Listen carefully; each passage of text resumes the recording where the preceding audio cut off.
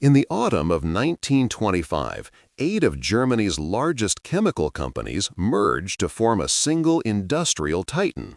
Its official name was Interessengemeinschaft Farbenindustrie Aktiengesellschaft, but the world would come to know it simply as IG Farben. At the time of its creation, this new conglomerate became the largest chemical company on Earth, employing over 300,000 workers and controlling nearly 90% of Germany's chemical production. Few could have imagined then that this corporate giant would, within 2 decades, become inextricably linked to some of the darkest chapters in human history. The roots of IG Farben stretched back to the 19th century, when Germany had emerged as the world leader in synthetic dye production.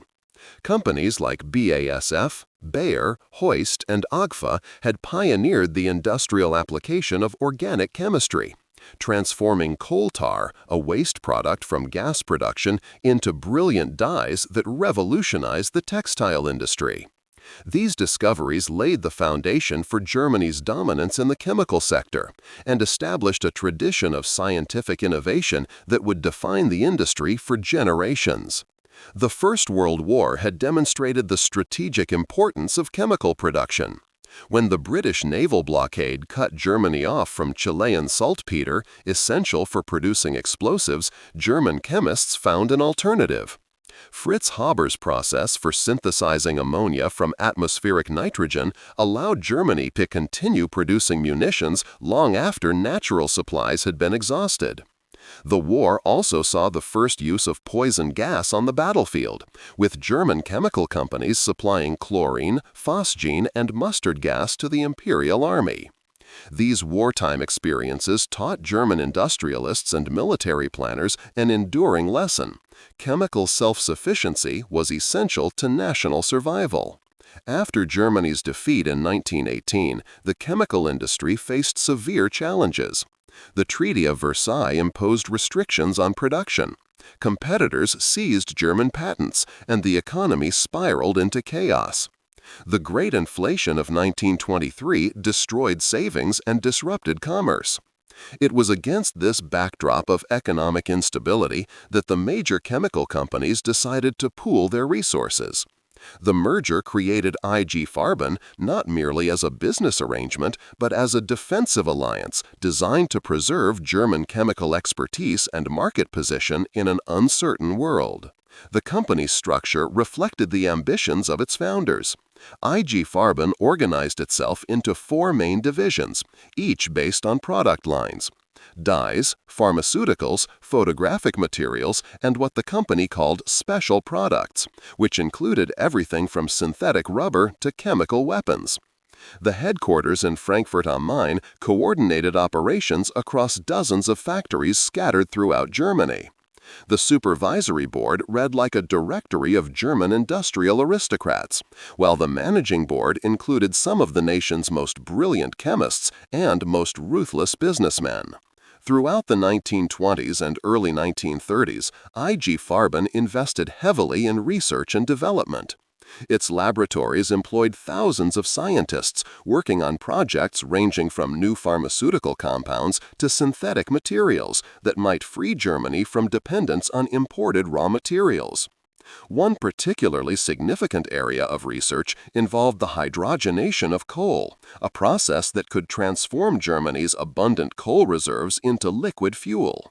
This technology, developed by Friedrich Bergius and Karl Bosch, would later prove crucial to Nazi Germany's war plans. The company maintained extensive international connections during this period.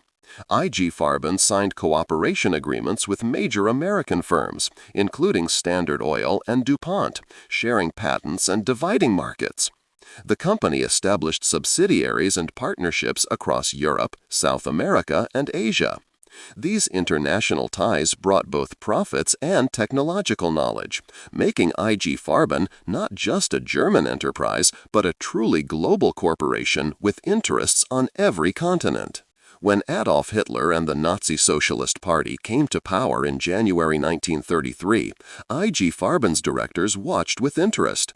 The Nazis promised rearmament, economic revival, and the restoration of German greatness, all policies that would benefit heavy industry. Some executives harbored reservations about the new regime's radical ideology and thuggish methods, but business calculations overcame moral qualms. Within months of Hitler's appointment as chancellor, IG Farben began contributing substantial sums to Nazi party coffers. In return, the company expected favorable treatment, government contracts, and protection from foreign competition. The relationship between IG Farben and the Nazi state deepened quickly.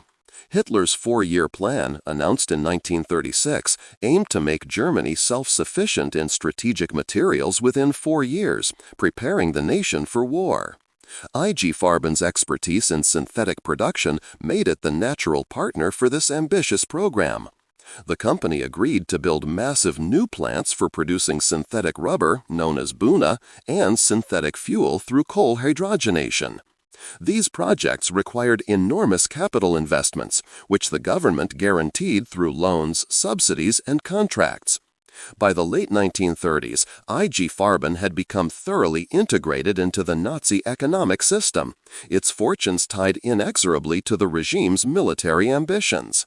The company's leaders justified their cooperation with the dictatorship in various ways. Some claimed they were simply businessmen responding to market opportunities. Others insisted they were patriots serving their nation's interests. A few genuinely embraced Nazi ideology and its promise of German racial supremacy. Whatever their personal motivations, the executives who guided IG Farben during these years made a series of calculated decisions that would bind the company's fate to that of the Third Reich. They chose profits and power over principle, accepting the regime's increasingly brutal methods as the price of prosperity. These choices, made in boardrooms far from the battlefields and concentration camps, would have consequences that none of them, in those early years, could fully imagine. As the 1930s progressed and Hitler's rearmament program accelerated, IG Farben transformed from a chemical manufacturer into an essential component of Germany's war economy. The company's ability to produce synthetic materials became critical to Nazi military planning, as Germany lacked natural sources of rubber and sufficient petroleum reserves. Without IG Farben's technological capabilities, the Wehrmacht's later conquests would have been impossible. The synthetic fuel program represented one of IG Farben's most significant contributions to German military preparation. The hydrogenation plants, which converted coal into liquid fuel through a complex chemical process under high temperature and pressure, were engineering marvels of their time. The largest of these facilities stood at Luna, near Leipzig, where thousands of workers operated the massive reactors day and night. By 1939, these plants were producing millions of tons of synthetic gasoline and diesel fuel annually, supplementing Germany's limited natural oil supplies. The fuel produced was expensive, costing several times more than petroleum-based fuel, but for a nation planning aggressive war and anticipating economic blockade, cost was secondary to availability. Synthetic rubber production followed a similar pattern. Natural rubber came from tropical plantations in Southeast Asia, far beyond Germany's reach.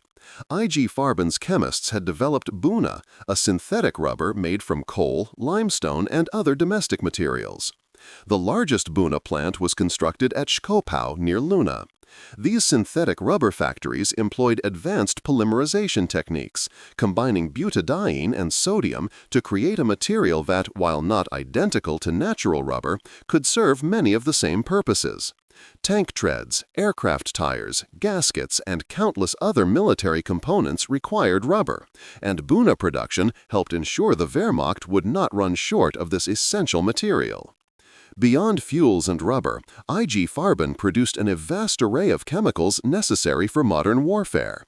The company's factories manufactured explosives, including TNT and other nitro compounds essential for bombs, shells, and torpedoes. Its plants produced poison gases, building on the experience gained during the First World War, though these weapons would ultimately remain unused on the battlefield during the Second World War. The company supplied the chemicals needed for smoke screens, incendiary devices, and various types of ammunition. Its pharmaceutical division produced medicines for military hospitals, including early antibiotics and pain relievers that helped keep German soldiers fighting. The dye works, IG Farben's original business, also contributed to the war effort. The same chemical processes used to create synthetic dyes could be adapted to produce military explosives. The company's expertise in nitrogen chemistry, originally developed for agricultural fertilizers and dyes, proved equally applicable to munitions production. This dual-use nature of chemical technology meant that much of IG Farben's production capacity could be rapidly redirected from civilian to military purposes when needed. As Hitler prepared for war, IG Farben expanded its operations dramatically. New factories rose across Germany, each one representing enormous investments of capital, materials, and skilled labor. The company's workforce swelled from 300,000 to over 400,000 by the outbreak of war in September 1939. These workers included not only Germans, but also foreign laborers recruited or coerced from occupied territories as the war progressed. The expansion transformed entire regions, with new industrial complexes spawning worker housing settlements, transportation infrastructure, and support services. The German military's dependence on IG Farben's products became absolute. Luftwaffe aircraft flew on synthetic fuel and depended on IG Farben chemicals for everything from hydraulic fluids to fire suppressants. Panzer divisions rolled forward on Buna treads and relied on synthetic lubricants for their engines and transmissions. U-boats prowling the Atlantic used synthetic fuel and required IG Farben's plastics and chemicals for their electrical systems and life support equipment. Infantry divisions depended on IG Farben explosives for their weapons and IG Farben pharmaceuticals for their medical supplies. The company had become, in the most literal sense, indispensable to Germany's ability to wage war. This central role in the war economy brought enormous profits. Government contracts guaranteed sales at favorable prices. The regime's policy of autocracy, economic self-sufficiency, eliminated foreign competition. Labor costs were controlled by the state and later supplemented by forced workers who received minimal or no compensation. IG Farben's dividends increased year after year, enriching shareholders while Europe burned. The company's directors attended meetings with military planners and government ministers, helping to coordinate production with military requirements. They were not mere bystanders to Nazi aggression, but active participants in planning and executing the regime's wars of conquest. Yet this prosperity came with moral compromises that grew more severe with each passing year.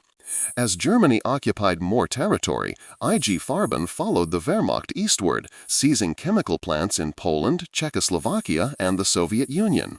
The company took over factories from their previous owners, often Jewish businessmen who were dispossessed under Nazi racial laws.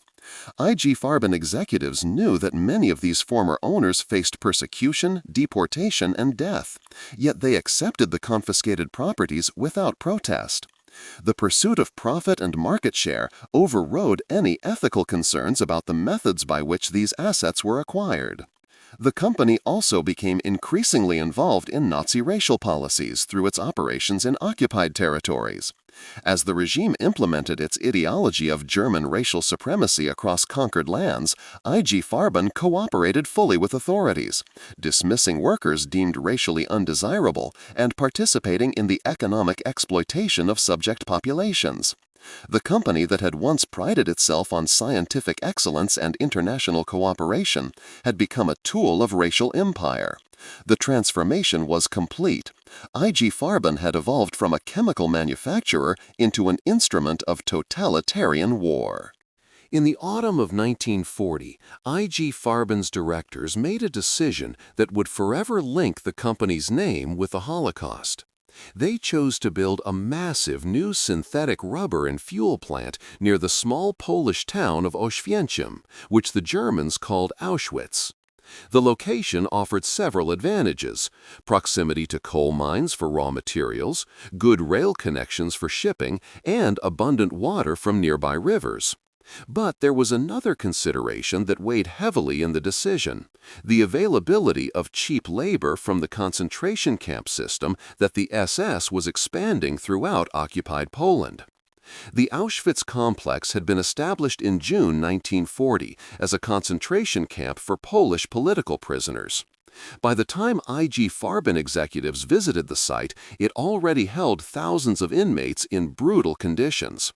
The SS offered IG Farben access to this captive workforce at rates far below normal wages. The prisoners would receive only minimal food and no payment, while the SS would collect a fee for each worker supplied. For the company's managers, focused on minimizing costs and maximizing profits, the arrangement seemed ideal. They signed agreements with the SS and began planning what would become known as Auschwitz-3, or Buna-Monowitz, a factory complex that would eventually cover several square miles. Construction of the IG Farben plant began in 1941 and continued through 1944, though the facility never reached full production. Building the factory required moving massive quantities of earth, constructing foundations, erecting buildings, and installing complex chemical equipment. Much of this work was performed by concentration camp inmates working under the most terrible conditions imaginable. The prisoners worked 12-hour shifts with inadequate food, no protective equipment, and constant brutality from guards and civilian overseers. They built the machinery that was intended to supply Germany's war economy, knowing that their labor sustained the very regime that had imprisoned them. The mortality rate among the workers at Monowitz was staggering. Prisoners arrived at the construction site in reasonable health, but deteriorated rapidly under the combination of hard labor, starvation rations, and systematic abuse. Those who could no longer work were sent back to the main Auschwitz camp, where most were murdered in the gas chambers. Others died at the construction site itself from exhaustion, disease, or violence. IG Farben managers were fully aware of these conditions. Company employees visited the site regularly, supervising construction and observing the treatment of the workers. They saw the emaciated prisoners, the brutal guards, and the constant stream of dead bodies. Yet they continued the project without protest, prioritizing production targets over human life. IG Farben's involvement with Auschwitz extended beyond merely using concentration camp labor. The company established its own concentration camp within the factory complex, housing approximately 10,000 prisoners who worked directly for the firm. This satellite camp, though administered by the SS, existed primarily to serve IG Farben's production needs. The company paid the SS for the labor and provided some of the infrastructure for the camp. German workers and managers at the site lived in comfortable housing nearby, creating a grotesque juxtaposition.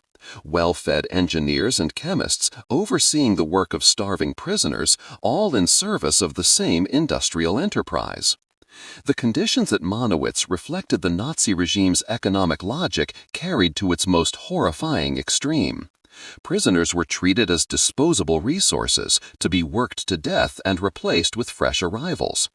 The SS supplied approximately 35,000 prisoners to IG Farben during the war years. Of these, approximately 25,000 died from overwork, starvation, disease, or execution.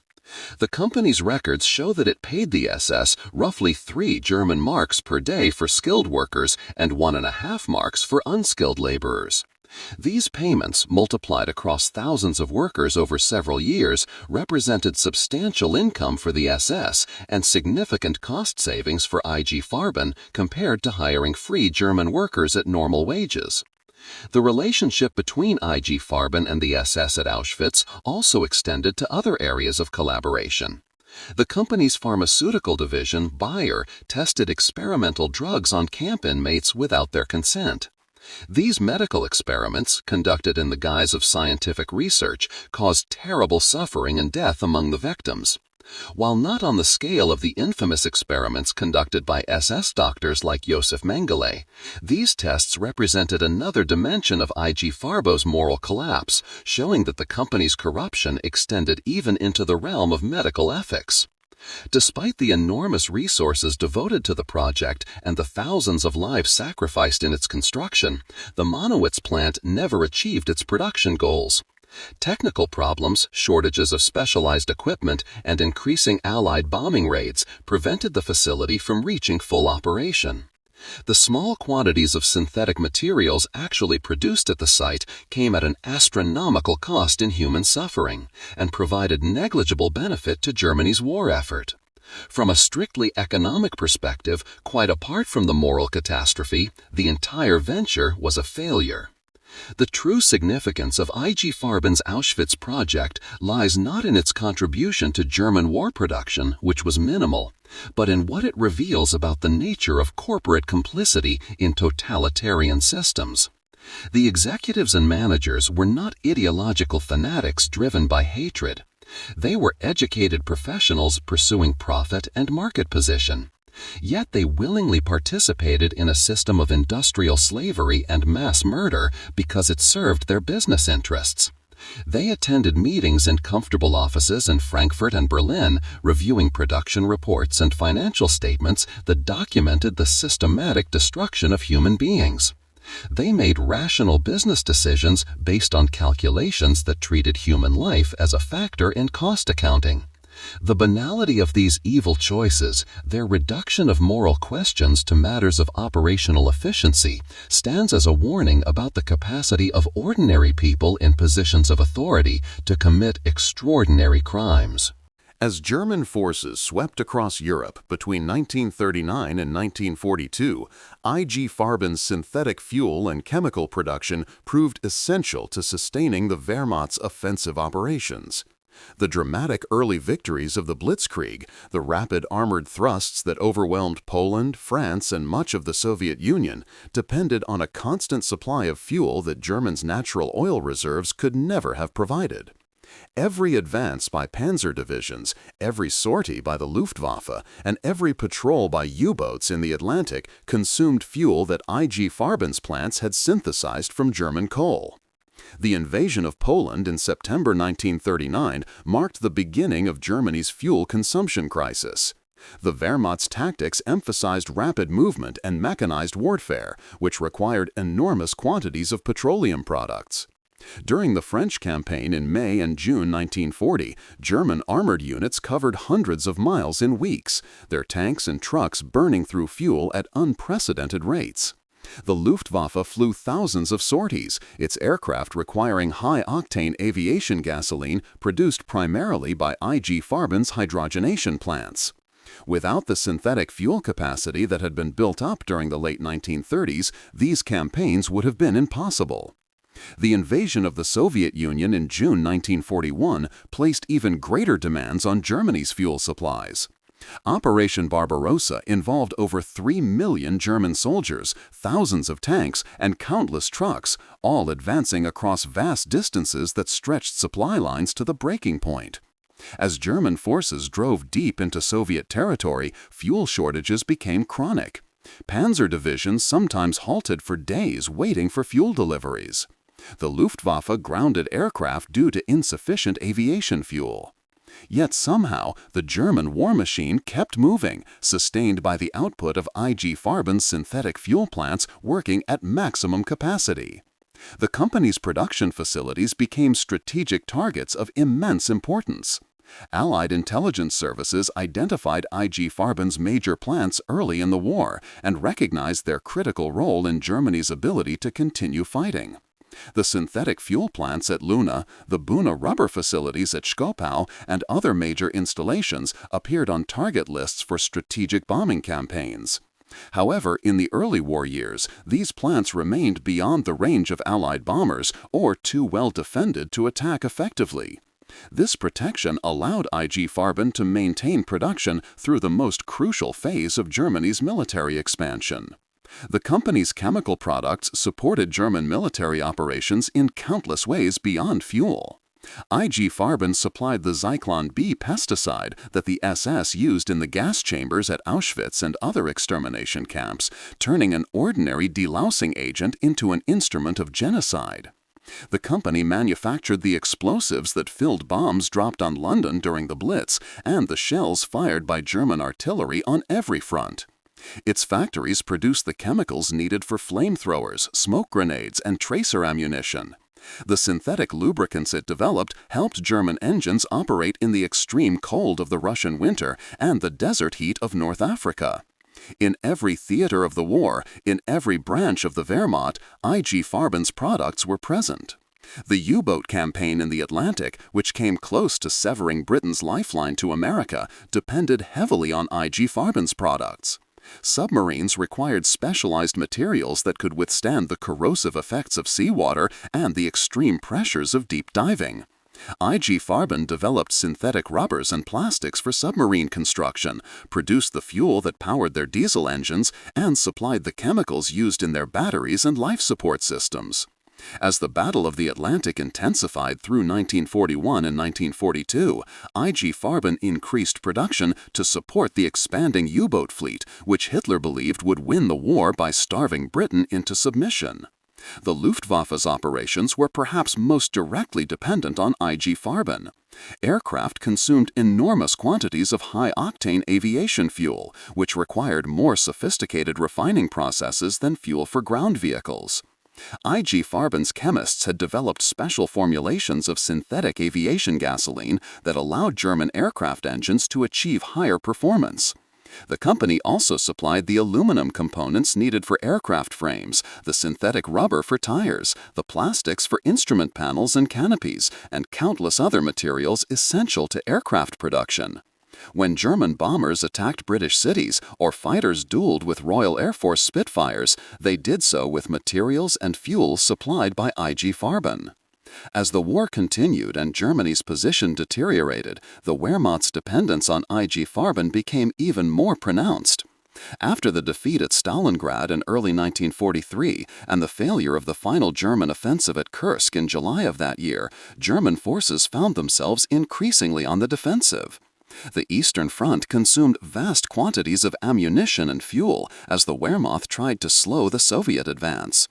In the West, the Allied invasion of Italy and then France in 1944 opened new fronts that demanded additional resources. Through all these challenges, IG Farben struggled to maintain production levels sufficient to sustain German resistance.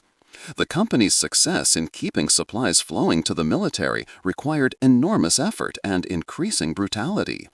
As German workers were conscripted into the armed forces, IG Farben relied more heavily on forced labor from concentration camps and workers drafted from occupied territories. The company drove these workers mercilessly, accepting high mortality rates in pursuit of production targets. Plant managers received bonuses for exceeding quotas, creating powerful incentives to extract maximum output regardless of human cost. The combination of Allied bombing, resource shortages, and workforce depletion gradually reduced production, but IG Farben continued supplying essential materials to the military almost until the final weeks of the war.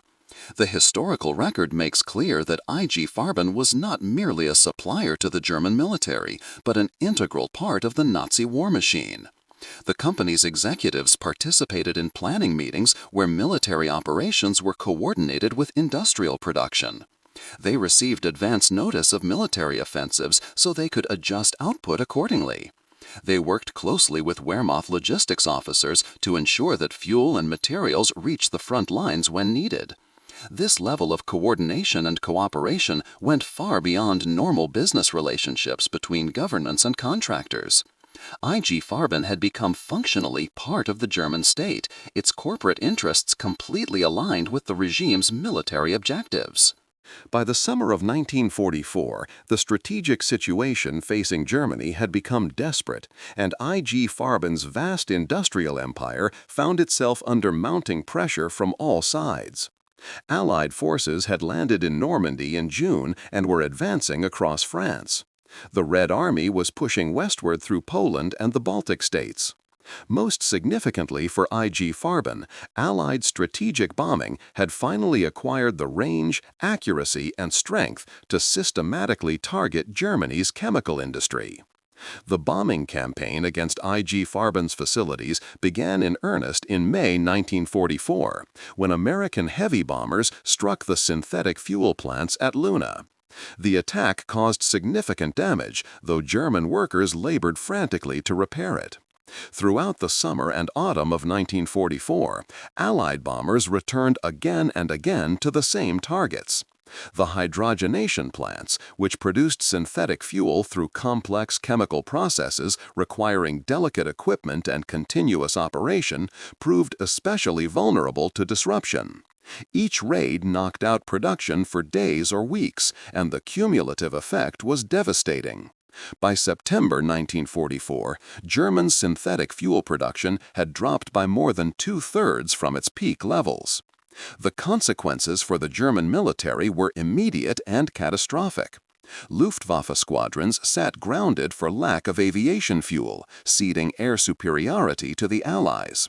Panzer divisions received only a fraction of the fuel they needed, limiting their ability to maneuver or counterattack. The U-boat fleet, already battered by improved Allied anti-submarine tactics, faced additional constraints from fuel shortages. The Wehrmacht, which had conquered half of Europe through rapid mobile warfare, found itself increasingly immobile. Generals complained bitterly about fuel shortages, but there was little IG Farben could do. The company's plants were being systematically destroyed from the air, and no amount of determination or coerced labor could compensate for shattered reactors and bombed-out facilities. The advance of Allied ground forces compounded IG Farben's problems. As American and British troops swept across Germany from the west and Soviet forces drove in from the east, they captured or cut off IG Farben facilities one by one. The company's operations in occupied territories had already been lost as those regions were liberated. Now the core plants in Germany itself came under threat. Workers fled approaching front lines. Equipment was evacuated or sabotaged. What the bombs had not destroyed, the chaos of military collapse finished.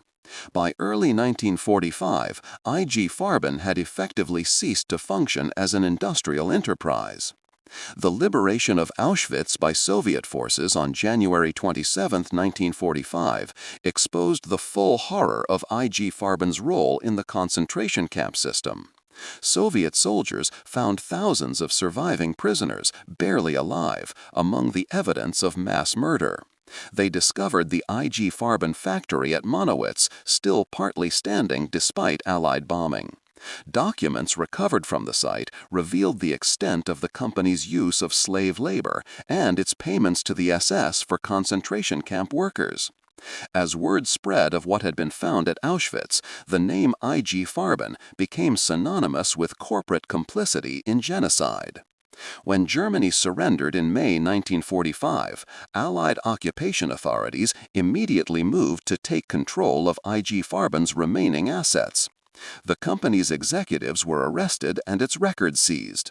Military government officials recognized that IG Farben had been crucial to Germany's ability to wage war and were determined to prevent it from ever threatening peace again. The initial plan called for complete dissolution of the company and the prosecution of its leaders for war crimes. What followed would become one of the most significant legal proceedings in the history of international law. The IG Farben trial at Nuremberg began in August 1947, nearly 2 years after the main Nuremberg trials of senior Nazi leaders had concluded. 24 executives and directors of IG Farben stood accused of crimes including planning and waging aggressive war, plunder and spoliation of property in occupied territories, slavery and mass murder through the use of concentration camp labor, and participation in the mass murder program at Auschwitz. The prosecution presented extensive documentary evidence showing the company's deep involvement in Nazi crimes. Internal memoranda revealed that executives had full knowledge of conditions at Auschwitz. Financial records showed the payments made to the SS for concentration camp workers. Company correspondence documented the seizure of chemical plants from Jewish owners in occupied territories. Now the core plants in Germany itself came under threat. Workers fled approaching front lines. Equipment was evacuated or sabotaged. What the bombs had not destroyed, the chaos of military collapse finished. By early 1945, IG Farben had effectively ceased to function as an industrial enterprise. The liberation of Auschwitz by Soviet forces on January 27, 1945, exposed the full horror of IG Farben's role in the concentration camp system. Soviet soldiers found thousands of surviving prisoners, barely alive, among the evidence of mass murder. They discovered the IG Farben factory at Monowitz, still partly standing despite Allied bombing. Documents recovered from the site revealed the extent of the company's use of slave labor and its payments to the SS for concentration camp workers.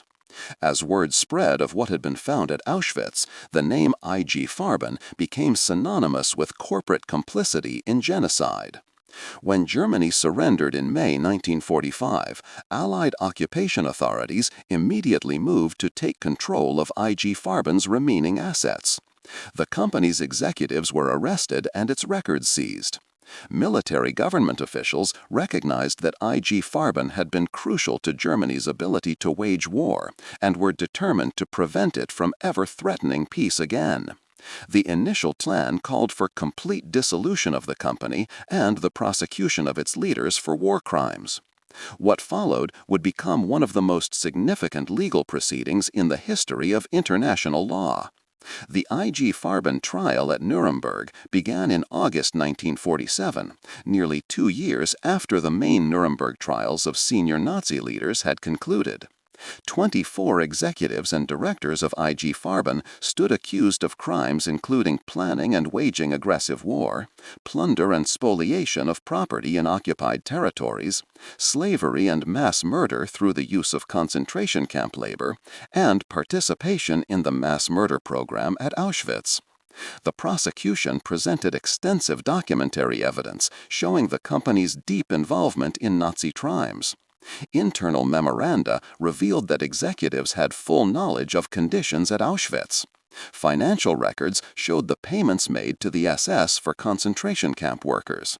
Company correspondence documented the seizure of chemical plants from Jewish owners in occupied territories. Now the core plants in Germany itself came under threat. Workers fled approaching front lines. Equipment was evacuated or sabotaged. What the bombs had not destroyed, the chaos of military collapse finished. By early 1945, IG Farben had effectively ceased to function as an industrial enterprise. The liberation of Auschwitz by Soviet forces on January 27, 1945, exposed the full horror of IG Farben's role in the concentration camp system. Soviet soldiers found thousands of surviving prisoners, barely alive, among the evidence of mass murder. They discovered the IG Farben factory at Monowitz, still partly standing despite Allied bombing. Documents recovered from the site revealed the extent of the company's use of slave labor and its payments to the SS for concentration camp workers. As word spread of what had been found at Auschwitz, the name IG Farben became synonymous with corporate complicity in genocide. When Germany surrendered in May 1945, Allied occupation authorities immediately moved to take control of IG Farben's remaining assets. The company's executives were arrested and its records seized. Military government officials recognized that IG Farben had been crucial to Germany's ability to wage war and were determined to prevent it from ever threatening peace again. The initial plan called for complete dissolution of the company and the prosecution of its leaders for war crimes. What followed would become one of the most significant legal proceedings in the history of international law. The IG Farben trial at Nuremberg began in August 1947, nearly 2 years after the main Nuremberg trials of senior Nazi leaders had concluded. 24 executives and directors of IG Farben stood accused of crimes including planning and waging aggressive war, plunder and spoliation of property in occupied territories, slavery and mass murder through the use of concentration camp labor, and participation in the mass murder program at Auschwitz.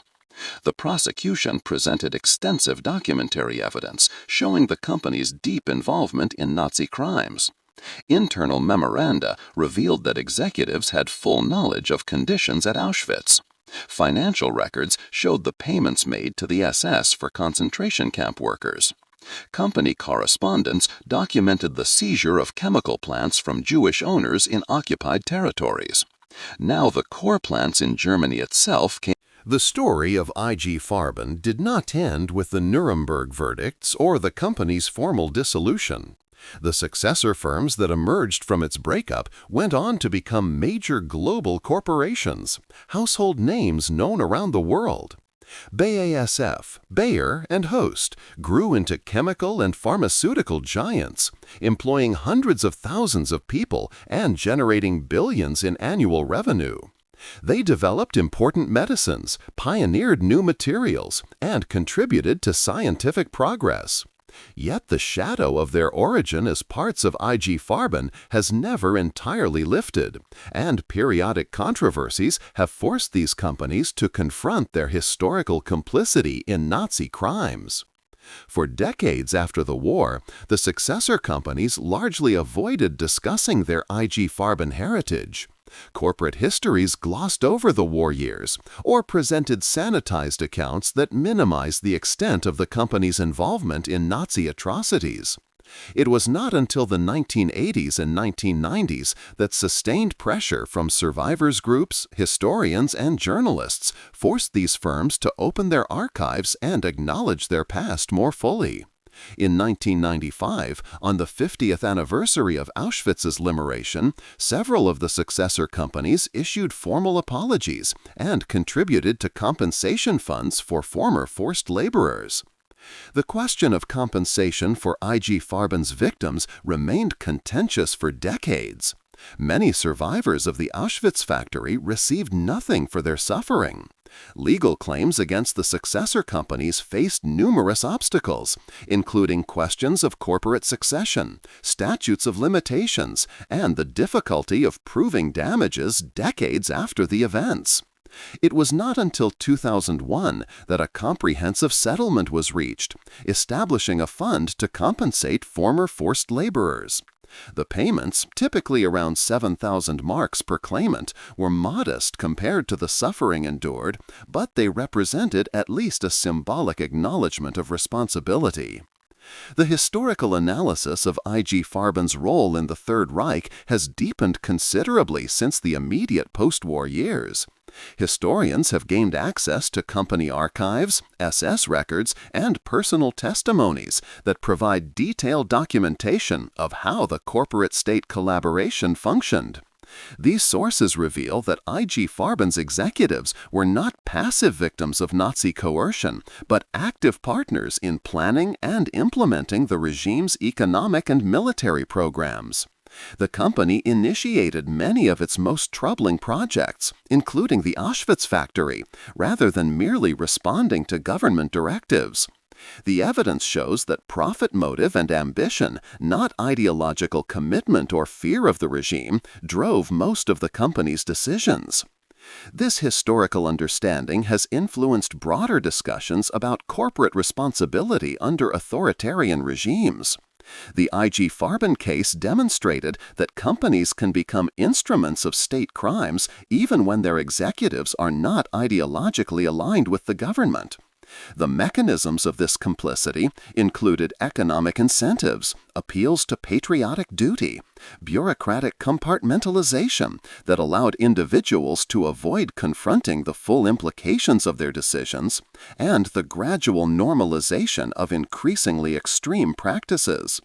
These patterns have been observed in other contexts, from apartheid South Africa to contemporary authoritarian states, suggesting that the IG Farben experience holds lessons beyond the specific circumstances of Nazi Germany. The legal precedents established by the IG Farben trial have had lasting impact on international law, though perhaps not as much as some had hoped. The trial established principles of individual criminal responsibility for corporate executives whose companies participate in war crimes and crimes against humanity. It affirmed that following orders or operating within domestic law provides no defense against charges of fundamental moral violations. However, the relatively lenient sentences and the difficulty of prosecuting complex corporate structures limited the trial's deterrent effect. Subsequent efforts to hold corporations and their leaders accountable for human rights abuses have continued to struggle with many of the same issues that complicated the IG Farben prosecution. The broader question of how societies should deal with tainted corporate legacies remains unresolved. The IG Farben successor companies employed millions of people over the decades after the war, many of whom had no connection to the wartime atrocities. These firms conducted valuable research, produced beneficial products, and contributed to economic prosperity. Should they be permanently marked by their origins? How should current management handle a criminal corporate past while moving forward? These questions have no simple answers, but they underscore the enduring relevance of the IG Farben story. These lessons remain urgently relevant in our contemporary world. We live in an age of unprecedented corporate power, where multinational companies command resources greater than many nations and exercise influence over billions of lives. The temptation to prioritize profit over principle, to justify cooperation with authoritarian regimes as necessary for business, to treat workers as expendable resources in pursuit of efficiency, these pressures have not disappeared. The IG Farben case reminds us that such choices can lead down a path toward moral catastrophe, and that those who make these decisions cannot escape responsibility by claiming they were merely following economic logic or serving shareholder interests. The dissolution of IG Farben represented an attempt to ensure that this particular corporate entity could never again threaten peace or human rights. In that limited sense, it succeeded. The company is gone, its assets divided, its name surviving only in history books and museum exhibits. But the forces that created IG Farben and enabled its crimes, ambition, greed, nationalism, the subordination of ethics to expedience, the capacity of institutions to normalize atrocity, these remain active in our world. The IG Farben story endures not as a historical curiosity, but as a warning, a case study in how easily the machinery of modern commerce and industry can be turned to destructive purposes when moral guardrails fail. As we reflect on this dark chapter of 20th century history, we must resist the comfortable assumption that such events belong safely in the past, that contemporary society has evolved beyond the dangers that allowed IG Farben to flourish. The truth is more sobering. Every generation faces its own tests of moral courage and institutional integrity. Every era presents opportunities for profit through complicity with injustice. The specific circumstances change, but the fundamental choices remain constant. Will we prioritize human dignity over commercial advantage? Will we speak out against injustice even when silence is more profitable? Will we accept responsibility for the consequences of our actions or hide behind bureaucratic structures and claims of ignorance? The legacy of IG Farben challenges us to remain vigilant, to question the actions of powerful institutions, and to insist that economic activity remain bound by moral law. It reminds us that technical expertise and scientific achievement mean nothing with ethical purpose, that prosperity built on exploitation and suffering is ultimately hollow, and that those who participate in great crimes cannot escape accountability simply because they wear business suits rather than military uniforms. These lessons, purchased at terrible cost by IG Farben's victims, must not be forgotten. The chemical giant that once employed hundreds of thousands and dominated global markets is long gone, but the memory of what it became, an engine of war, an instrument of genocide, a stark example of corporate evil, remains. This memory serves a purpose beyond mere historical record. It stands as testament to the suffering of those who died in IG Farben's factories and camps. It honors the survivors who lived to bear witness, and it warns future generations that the distance between ordinary commerce and extraordinary crime can be shorter than we imagine, that the path from boardroom to atrocity is paved with compromises and rationalizations that seem reasonable at the time but appear monstrous in retrospect.